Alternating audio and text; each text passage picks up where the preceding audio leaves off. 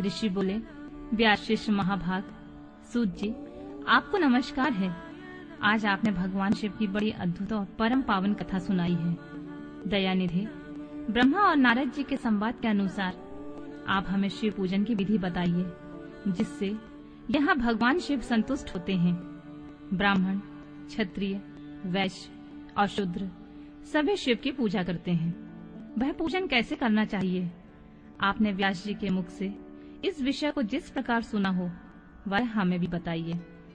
महर्षियों का वह कल्याणप्रद एवं श्रुति सम्मत वचन सुनकर सूत जी ने उन मुनियों के प्रश्न के अनुसार सब बातें प्रसन्नता पूर्वक बताईं। सूत जी बोले, मुनीश्वरों, आपने बहुत अच्छी बात पूछी है, परंतु वह रहस्य की बात है कि मैंने इस विषय को जैसे सुना है, वैसे जैसी मेरी बुद्धि है उसके अनुसार आज कुछ कह रहा हूँ। जैसे आप लोग पूछ रहे हैं, उसी तरह पूर्व काल में व्यास जी ने सनत कुमार जी से पूछा था।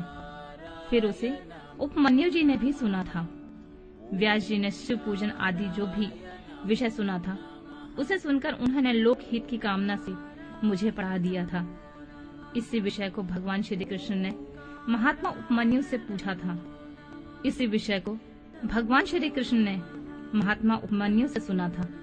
पूर्व काल में ब्रह्मा ने नारद जी से इस विषय में जो कुछ कहा था, वही मैं इस समय कहूंगा। ब्रह्मा जी ने कहा, नारद, मैं संक्षेप में लिंग पूजन की विधि बता रहा हूँ, सुनो। जैसा पहले कहा गया है, वैसा जो भगवान शंकर का सुखमय, निर्मल और सनातन रूप है, उसका उत्तम भक्ति भाव से पूजन करें। इससे समस्त मनोवांछित फलों की प्राप्ति होगी। दरिद्रता, रोग, दुख तथा शत्रु जनित पीड़ा, ये 4 प्रकार के पाप तभी तक रहते हैं जब तक मनुष्य भगवान शिव का पूजन नहीं करता है। भगवान शिव की पूजा होते ही सारे दुख विलीन हो जाते हैं और समस्त सुखों की प्राप्ति होती है। तत्पश्चात समय आने पर उपासक की मुक्ति भी होती है, जो मानव शरीर का आश्रय लेकर मुख्यतः संतान सुख की कामना करता है। उसे चाहिए कि वह संपूर्ण कार्यों और मनोरथों के साधक महादेव जी की पूजा करे। ब्राह्मण, क्षत्रिय, वैश्य और शूद्र भी संपूर्ण कामनाओं तथा प्रयोजनों की सिद्धि के लिए क्रम से विधि के अनुसार भगवान शंकर की पूजा करें।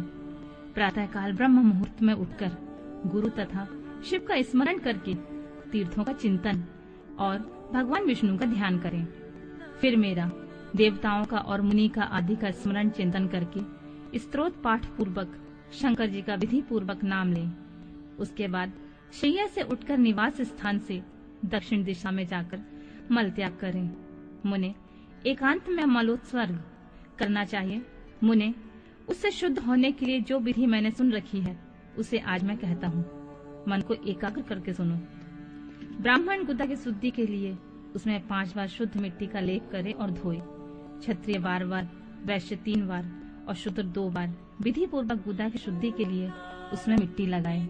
लिंग में 1 बार प्रयत्न पूर्वक मिट्टी लगानी चाहिए। तत्पश्चात बाएं हाथ से 10 बार और दोनों हाथों से 7 बार मिट्टी लगाकर धोए। साथ प्रत्येक पैर में 3-3 बार मिट्टी लगाए, फिर दोनों हाथों में मिट्टी लगाकर धोए। स्त्रियों को शूद्र की ही भांति अच्छी तरह मिट्टी लगानी चाहिए। हाथ पैर धोकर पूर्ववत शुद्ध मिट्टी लें और उसे लगाकर दांत साफ करें।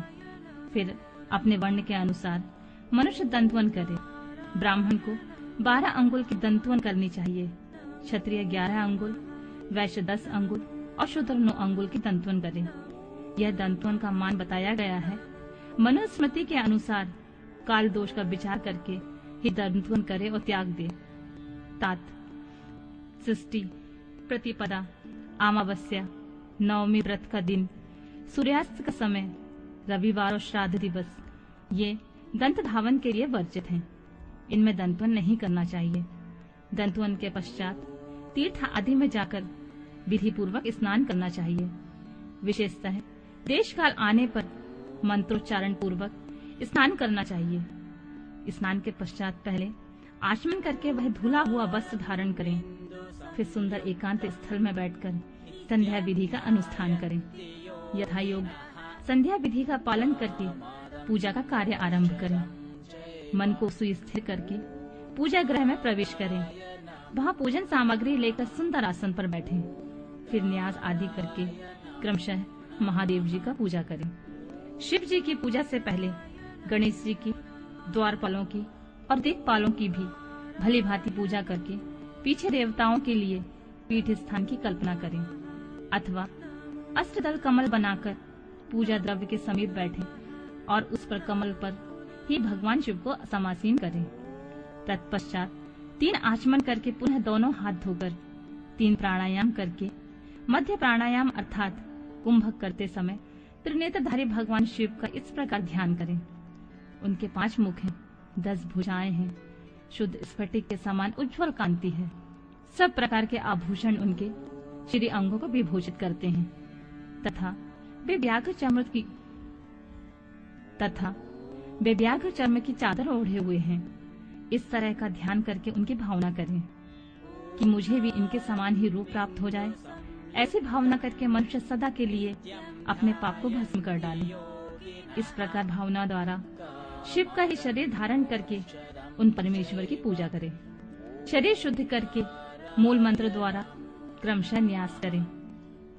पाद्य, अर्घ्य और आचमन के लिए पात्रों को तैयार करके रखें। बुद्धिमान पुरुष विधि पूर्वक भिन्न भिन्न प्रकार के 9 कलश स्थापित करें। उन्हें कुशाओं से ढककर रखें और कुशाओं से ही जल लेकर उन सबका प्रोक्षण करें। तत्पश्चात उन सभी पात्रों में शीतल जल डालें।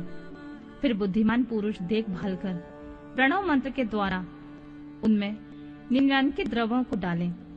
खस और चंदन से पाद्या पात्र में रखे चमेली के फूल, शीतल चीनी, कपूर, बड़की जड़ और तमाल, इन सबको यथोचित रूप से कूट पीस कर चूर्ण बना लें और आचमनीय के पात्र में डालें। इलायची और चंदन को भी सभी पात्रों में डालना चाहिए। देवादिदेव महादेव के पार्श्व भाग में नंदीश्वर का पूजन करें। गंध, धूप तथा भांति भांति के दीपों द्वारा शिव की पूजा करें। फिर लिंग शुद्धि करके मनुष्य प्रसन्नता पूर्वक मंत्र समूहों के आदि का प्रणव तथा अंत में